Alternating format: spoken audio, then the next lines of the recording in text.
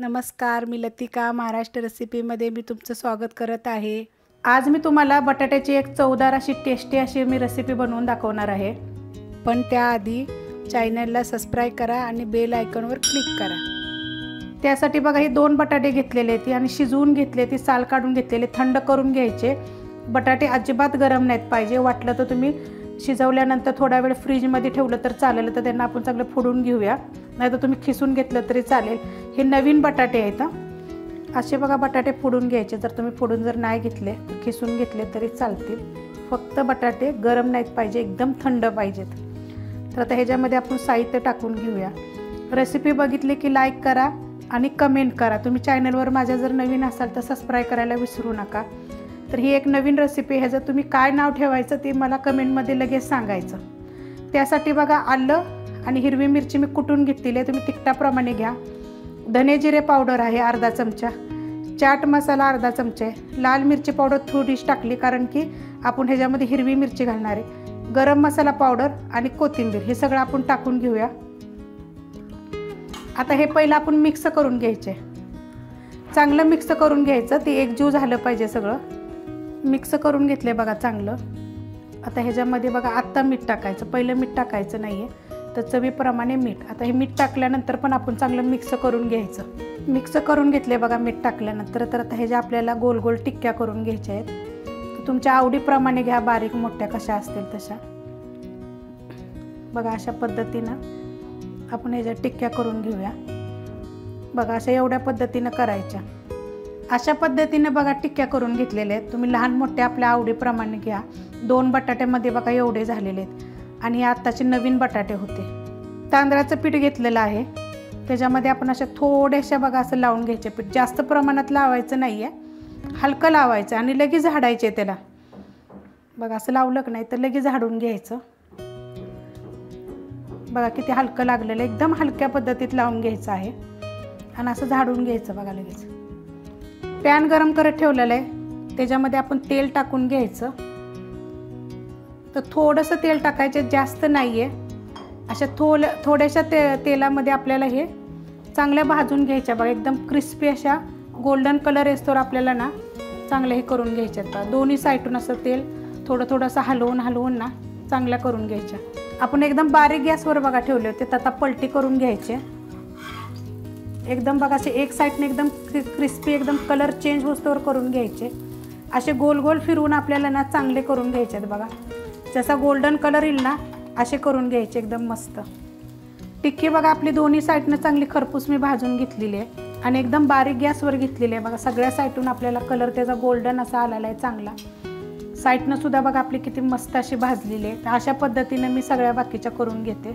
मी दही घेतलेलं आहे आणि फ्रेश दही आहे, जास्त आंबट पण नाही आहे। हे 4 चमचे दही घेतलेलं आहे। आता आपल्याला ह्याची कढी करायची आहे, तर त्याच्यामध्ये अर्धा चमचा मी बेसन पीठ टाकणार आहे आणि पहिलं जर आपण ह्याला मिक्स करून घेऊया चांगलं। बेसन पीठ टाकल्यानंतर बघा मिक्स करून घेतलेलं आहे, गाठी होऊ नयेत म्हणून। तर त्याच्यामध्ये आपण पाणी टाकून घेऊया। आता ह्या आपल्याला किती पाहिजे खायला, किती घरात लोक आहेत त्याच्याप्रमाणे तुम्ही, आपण जशी कढी बनवतो ना अशा सेम प्रकारे आपल्याला हे बनवायचं आहे। आता ह्याला मी मिक्स करून घेते, अर्धा ग्लास मी पाणी ओतलेलं आहे। पाणी टाकून बघा मिक्स केलेलं आहे, तर एवढं पातळ झालं। ह्याच्यापेक्षा जरी पातळ केलं तरी चालेल, कढी जेवढी पातळ असेल ना तेवढी चांगली, पण जास्त आंबट घेऊ नका। हे हलकंसं आंबट आहे, पण चवीला जसं लागेल ना आपल्याला कढीला एवढं आंबट आहे हे। कढई गरम करत ठेवलेली आहे, त्याच्यामध्ये आपण तेल टाकून घेऊया। तर एकदम बघा थोडंसं तेल टाकलेलं आहे, चांगलं कडक गरम होऊन द्यायचं।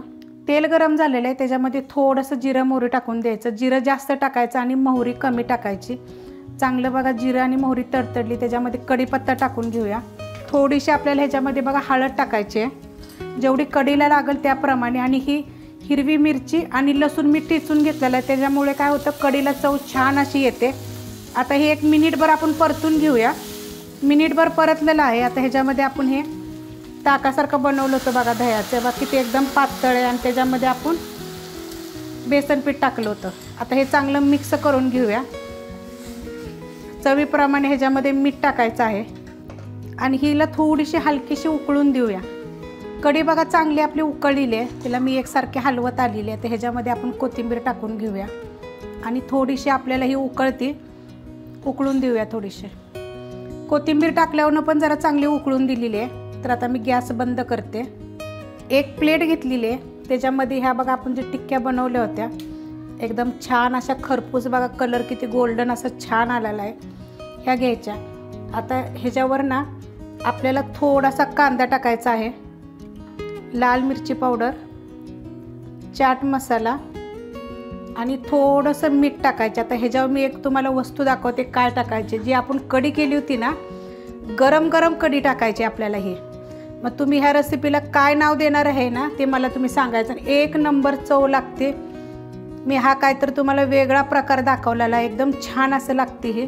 आता ह्याच्यावर सुद्धा वरती आपल्याला ना थोडासा कांदा, तुम्ही जरा हे माझ्या पद्धतीनं खाऊन बघा, एकदम मस्त असं लागतं. ह्याच्यात थोडंसं मीठ, जास्त प्रमाणात मीठ नाही टाकायचं कारण आपण कढीला टाकलेलं आहे, टिक्कीला टाकलेलं आहे. लाल मिरची पावडर आणि चाट मसाला थोडासा जास्त वापरला तरी चालेल. आता ह्याच्यात तुम्हाला अजून एक सांगते, मिठाची शेव, मिठाची बुंदी जरी तुम्ही टाकली ना तरी एक नंबर लागेल. असं वेगळं ह्या थंडीच्या दिवसात काहीतरी खाण्यासाठी मी वेगळं काहीतरी तुम्हाला दाखवलेलं आहे. रेसिपी बघितली की प्लीज एक लाईक करायचं आणि कमेंट करायचं. तर ह्याच्यावर आपल्याला ना थोडंसं लिंबू पिळायचं आहे बघा. आणि हे तुम्ही काहीतरी वेगळं करून खा. ही रेसिपी आवडली तर लाईक करा, सबस्क्राईब करा, कमेंट करा आणि शेअर बी करा.